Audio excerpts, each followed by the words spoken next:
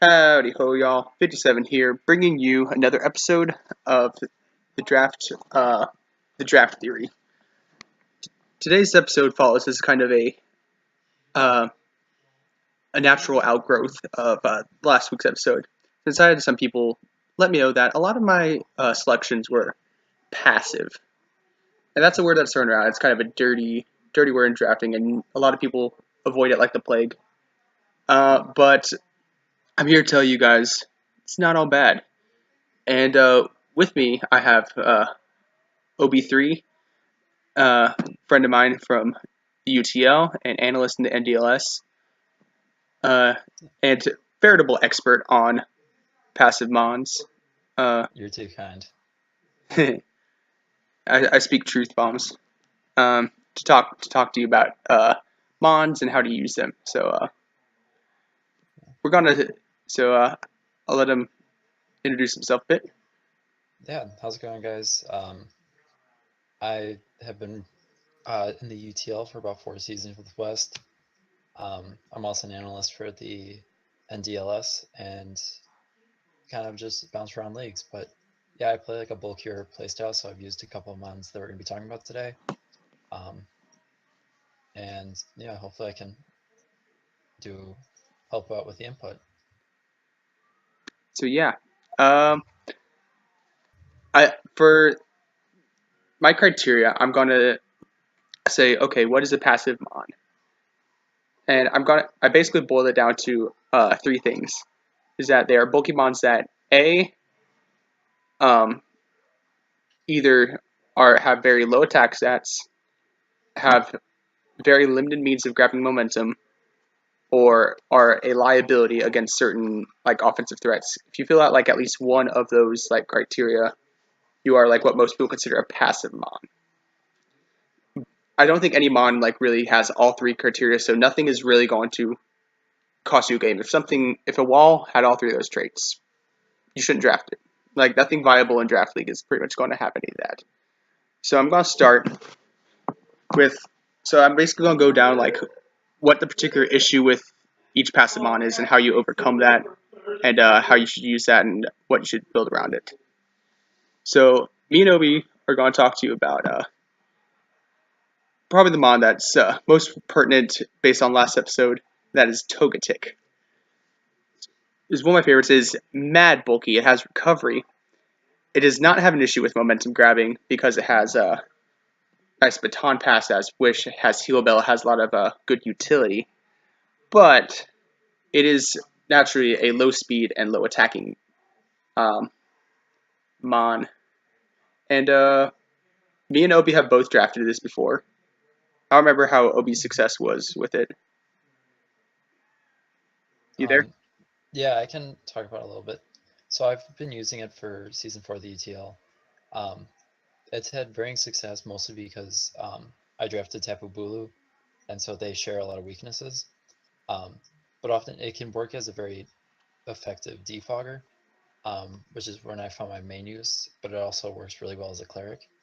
Um, I think that's one of the bigger things with these passive walls is finding some utility other than just standing there and taking hits, because that just leads to more of a problem. So finding different roles for them to use besides just sitting there and taking hits and recovering and taking hits and recovering, being able to be either used as a pivot or as a cleric or even to get off status or something like that.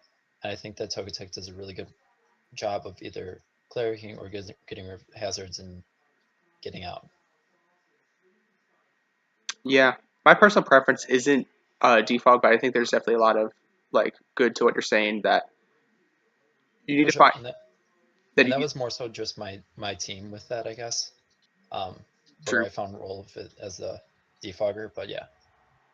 But yeah, it's it's a mon that I think people could get scared of because you'll want to bring a lot of the same moves and they are afraid of passiveness. But it works well with having two immunities, with having a role where it could be a very good role player in the right situation. These are all kind of the your Rudy Gobert, Mhm. Draymond Green Mons. Not exceptional, but like really good in the right situation. Uh, type deals. Um, Yeah. so yeah, I'd say on average, you want to try to grab momentum with Togetic. You want to try to grab complementary Mons, so things. So if you have certain weaknesses that it needs to patch up, and that kind of thing. Hmm. So yeah, I'm going to move to Obi's Mon. He's going to talk to you about his one of his new loves, Toxapex. One of my new loves. Yeah. So again for UTL season 4, my second round I drafted Toxapex, and it's standing out as major threat, especially with Stall coming in Gen 7. The metagame has definitely shifted to more of an offensive playstyle, but I think they still found utility in having this kind of, it adds another element to this regenerator core.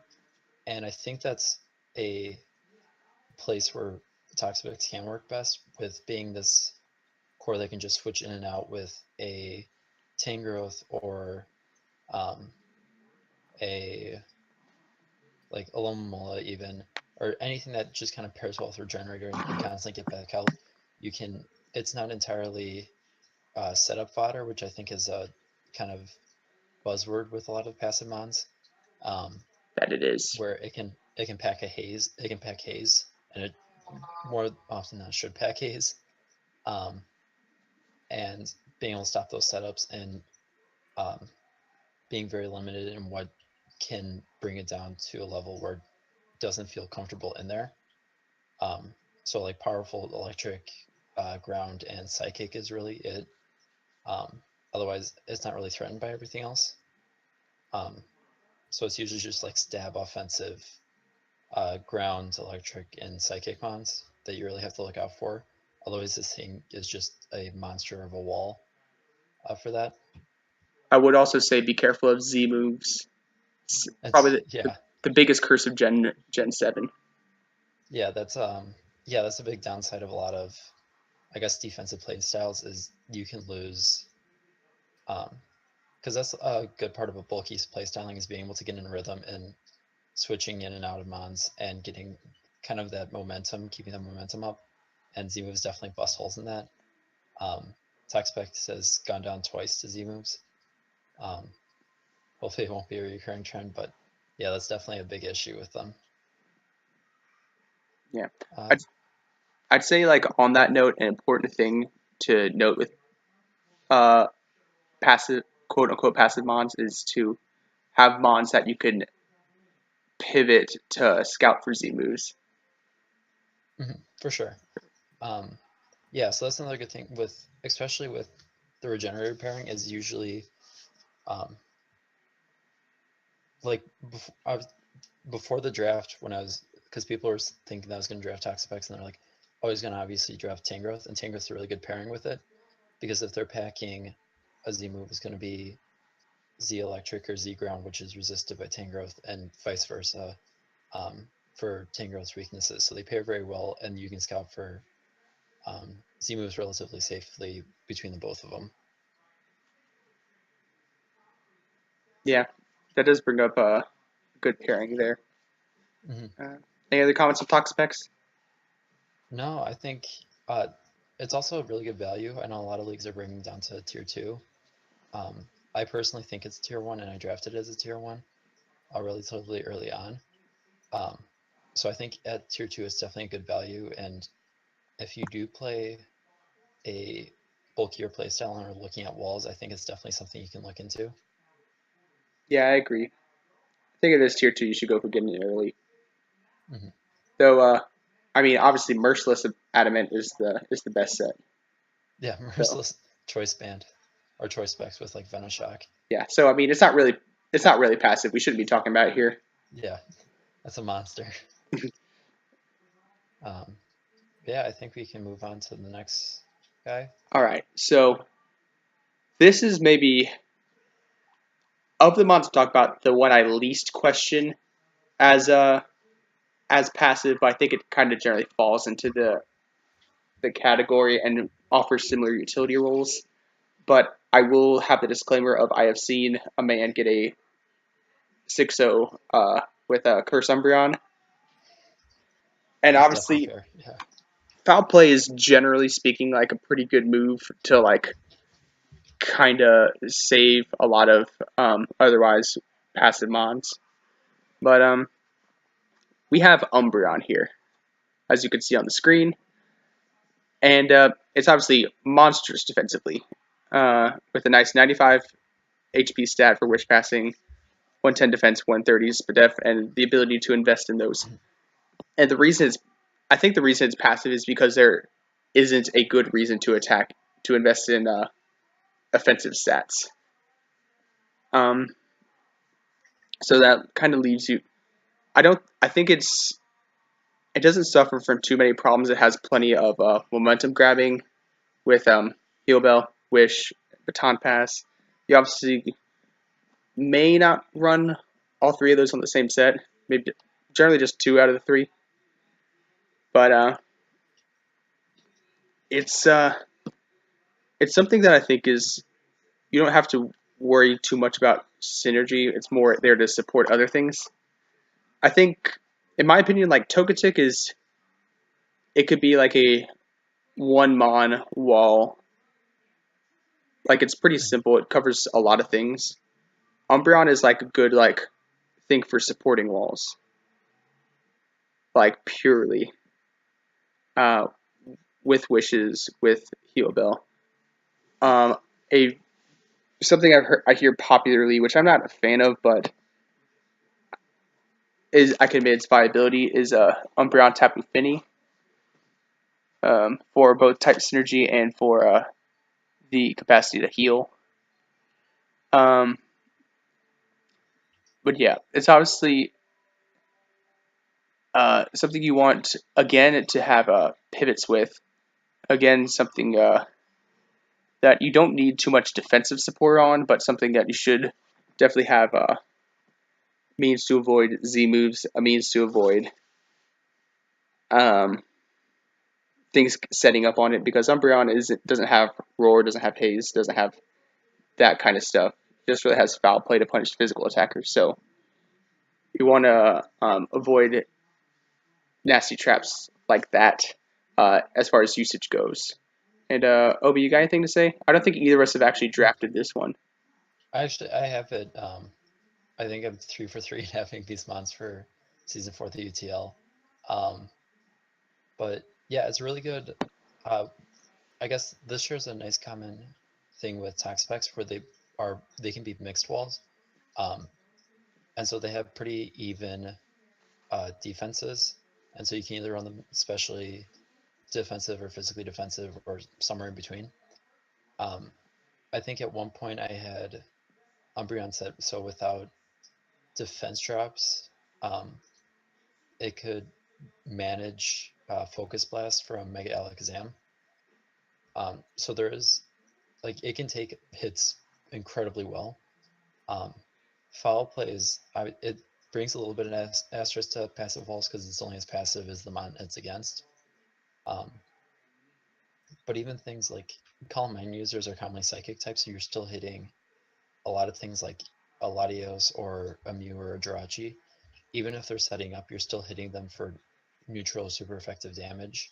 That's true. Um, yeah, and all 3 of those have relatively decent attack stats to begin with.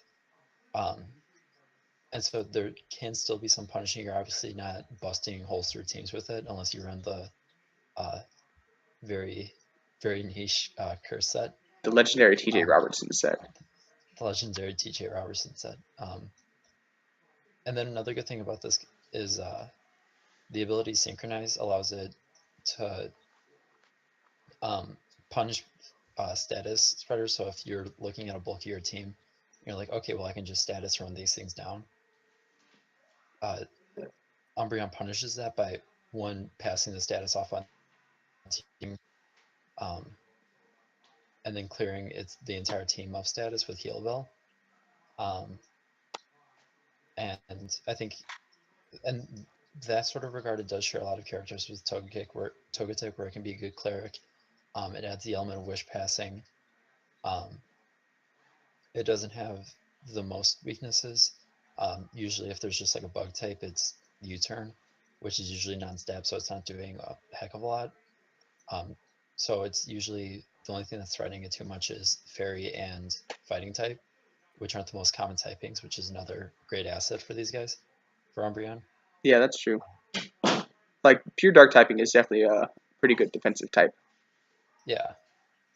Um, and it's not really going to be two hit KO'd by just about anything. And yeah. So, I want to real quick piggyback off something you said before, like with these three Mons, is that mhm, the reason why you like not just why it's not this video isn't just like why you shouldn't draft or why you shouldn't avoid passive Mons, but why you should draft them is like the big thing that all these things have is like EV, like the ability to mess with their EVs to live a lot of specific hits as mixed walls. mhm, Like you could very specifically you know mix Umbreon's defenses. Same with Togetic, like to avoid like the right poison jabs or and then like just get a little extra spit F and Toxapex, obviously having massive 152, 142 defenses. Not a great HP stat, but like with those defenses, who needs it? yeah. Uh, but yeah, anything Um, else you want to say, Ob, on Umbreon? uh, no, not for Umbreon. All right. Um, So next is a Umon, and that is Uxie or Uxie, depending on your preference. yeah, I usually go by Yuxi, but who knows? But yeah, I think I've only drafted Yuxi once. I've been seeing it used on other teams. And so I'm just trying to mess around with different play styles, I guess, in one of my other leagues. And Yuxi I see commonly on more offensive teams, and I think that's best where it best lies is in these offensive caliber teams. Because one thing that Yuxi doesn't share with the past three mounts that we talked about is it doesn't get reliable recovery. So it doesn't. It needs to get in, get out. It can't be troubled, I guess, by wearing down. Um, so usually for Yuxi, you're running some sort of mixed defenses so you can take the hits you need to take. You can get up stealth rocks, you can send out thunder waves, maybe um, the occasional sidekick, but otherwise you're just U-turning, you're getting out, and you're getting into your faster offensive threat. Um, Hopefully outspeeding the thing that you're paired up against, and it can take one hit from anything in the game. Um, so I think that's where the utility or the value of Yuxi lies, is being able to take a hit from a major threat and then get out into your own major threat.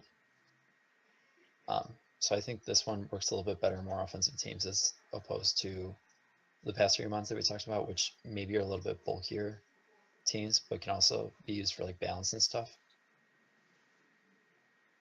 Yeah, I'd say that's pretty accurate description. I've seen it most often thrive like as a slow U-turner uh, on a more like bulky offense. Hmm. It does get heal bell, so Yeah. it gets that utility like the other mons do. Hmm. Um, yeah, I'd argue the first three can definitely function well on offensive teams. When I had Togetic, I had my infamous Sun team season 3, and that was pretty Yeah. much my only wall. But Uxie I think is actually best suited for offense as opposed to the other three, which work probably more ideally on balance. Yeah. Uh, And we've seen in the past seasons with, or I guess we as in you and me, but one of the people in UTL has drafted Yuxi, I think two times in a row, maybe three times in a row now. And yeah, something. really yeah, AJ really appreciates it as this defensive pivot that he can use to get into Victini or Manaphy or Zardex Yeah, and obliterate us. yeah, and he's not too hung up on mods with healing and such. Yeah, Uxie's obviously not definitely. blowing away things with its offensive stats. No, So that's why it qualifies as passive here, especially since you're not going to be investing in its offenses. But It definitely has nice, useful immunity and levitate. Nice, nice bulk. Nice defensive monotyping. So definitely worth a look as far as these passive mons go. Yeah. And you say, okay, got one for that works for offense, and now we're going to the one that most definitely does not work for offense, at least in my opinion. But that I think is still worth consideration, and that would be Pew Komoku. And this is, if there's any debate on the other ones being passive, there should not be any here. This is a mon with no attack moves. It's a mon, well, besides counter, I guess. And you could throw that Z counter on there because bless Gen 7. But Yes. uh, I tell you, this is, I haven't drafted it, but I have seen it do surprisingly well. Because, really? Because I think if the recent nature of the metagame has proven anything, is that baton passing can get you like a long way, just getting simple momentum. And that's, I guess, like maybe if you have leagues that have baton pass outright banned nowadays, this would not be a good pickup. But barring that, I think it has a lot of good utility with reliable recovery, with access to some rare things like taunt and memento and screens, and then the ability to baton pass on and be a slow baton passer and all that. But and just say, okay, if you want to draft offense, probably shouldn't get this. You probably shouldn't get something with no attacks, just in case it comes down to like a last mon situation. But anything that's not purely offense, I think this is worth like a tier 5 consideration. Since as long as you get something that can come in on like the taunts.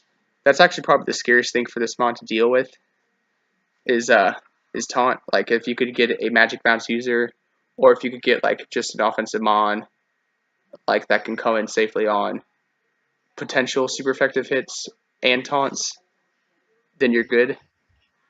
But this thing doesn't look like it should have success, but it does. So props to Pew Komoku. Yeah. I think you want to throw an OB. Yeah. It's it's just such a strange bond.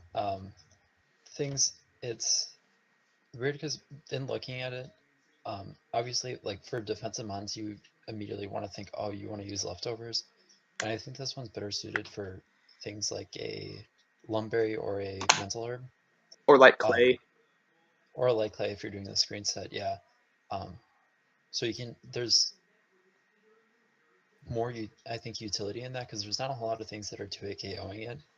Um, and so or kind of on the fence to it. So something that would like bring it down to 55, maybe you would want to use a leftovers, but otherwise you're more focused on like things getting off that toxic, or if there's like tactic spikes set up in the field and you're getting worn down by that. Um, you don't really want that with Pikachu because it's ruining kind of what it does best, which is just sponging things. Um, it's really good for kind of correcting any potential mistakes because unaware is just such a beast of an ability. Um, so if you're getting like obliterated by one mon, you can just switch it in there. You can usually just stall out. You can stall out whatever is getting set or whatever is setting up. Um, and can it be a good correction as far as that goes?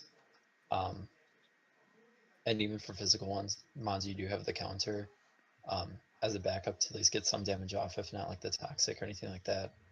Um, taunts is a big issue, but it's uh, usually it's a one and done thing. So you can break the mental herb on that, and then later on in the game you'll know that a taunt is probably incoming, and so you just have to get momentum. Otherwise, you can start baton passing it around, and you can get into the walls that you need to get into. You can get into the offensive mons that you need to get into, um, and so there's a lot of different options for a mon that seems so one-dimensional, um, and it's definitely a really good pick for tier 5 uh, if it does suit your team.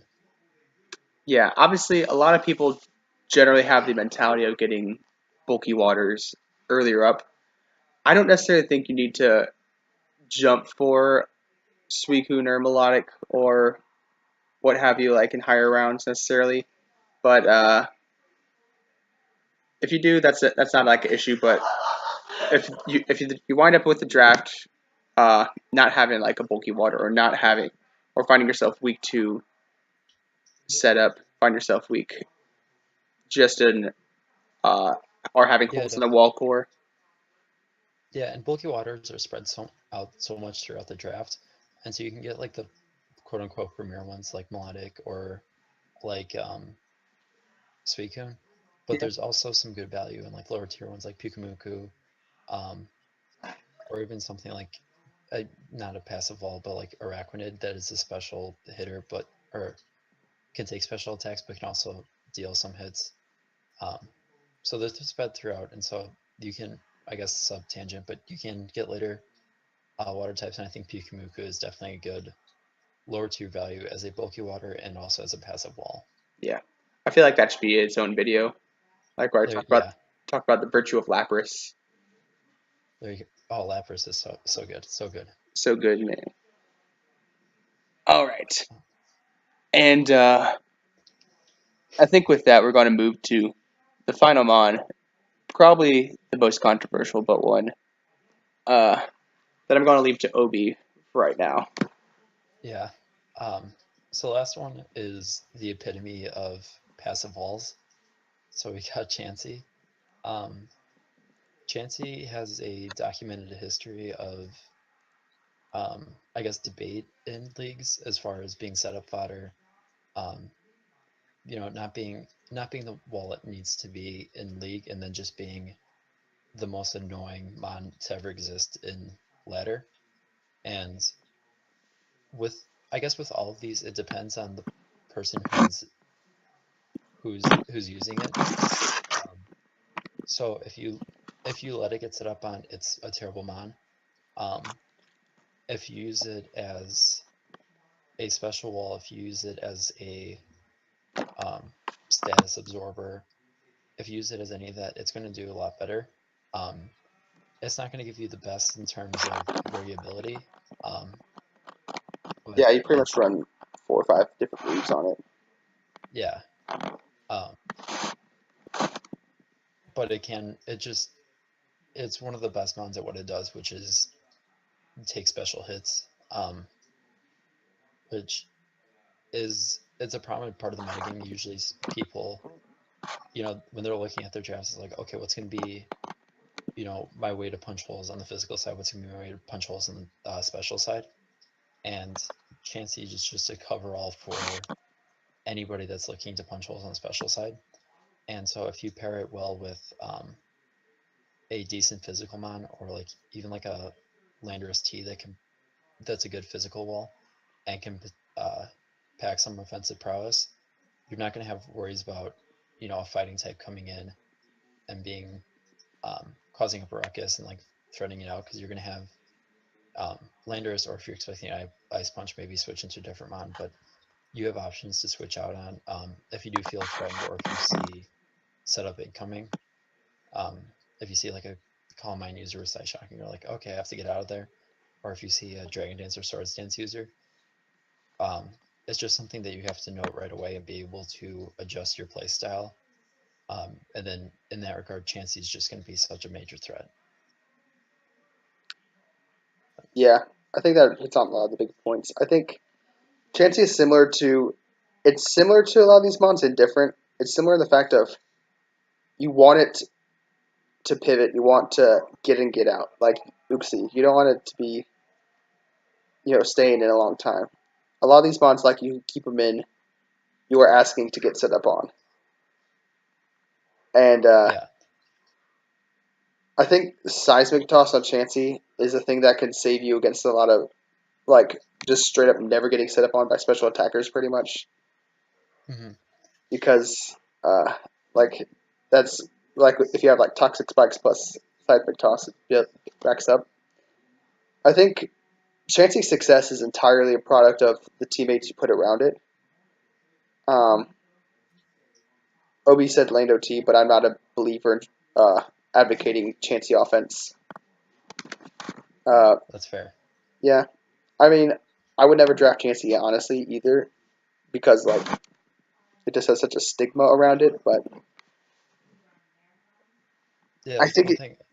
yeah, Yeah, it's something that like your friends are like, don't draft this so we won't like you. But don't be bullied, guys. Draft what you want, yeah. even if it's fatness. If you see it as a way, it's like, okay, I need to, maybe you need a ghost resist, or maybe you just need a special wall, and you're looking at it and you have the uh, availability to afford it.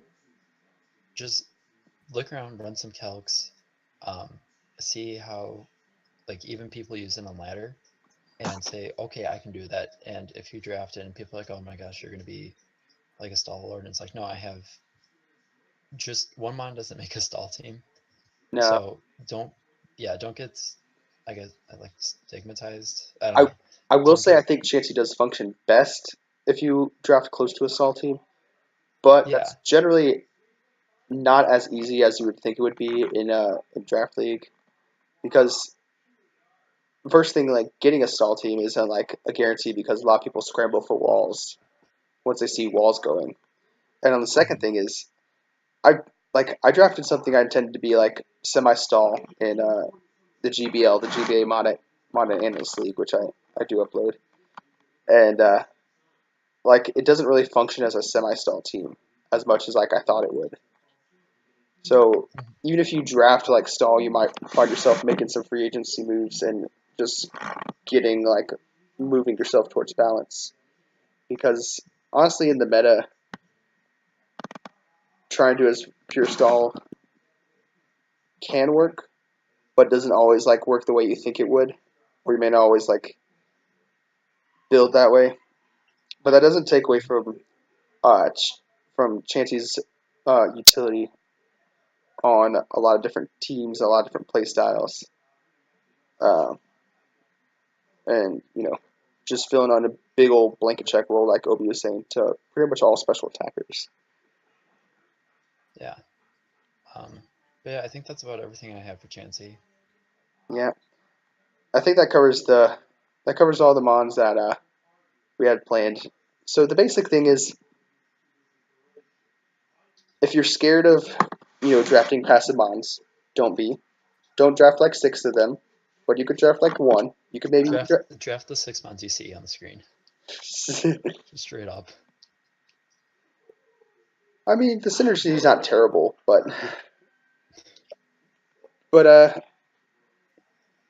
you know, just use your common sense drafting. Just make sure you put it in a role where it can have utility on the team. Make sure you have it paired with like less passive walls, like Tangrowth, or you have it paired with Tangrowth's the big one. Yeah, Tangrowth functions really well as this, so I could probably I've, argue a few like water type, like Suicune or Seismitoad or stuff like that aren't terribly passive. mhm. Uh, or like Mega Scizor. Like if you pair it with like Pokemons that aren't easily set up on, and then Oh, you, yeah, yeah, yeah, and it's just a matter of good drafting and good play, and just use mons you like and don't be scared, guys. Anything else you want to say, Obi? no, thanks for having me, man. Thank you for being here, man. Guys, make sure you check out Obi's channel. It is OB3, like the number three, right? The literal number 3, yeah. The literal number OBI three, 3. OBI3. And he puts out quality content. He's funny, and you could see other perspectives from my leagues. So yeah, all right. And with that, as always, guys, stay woke.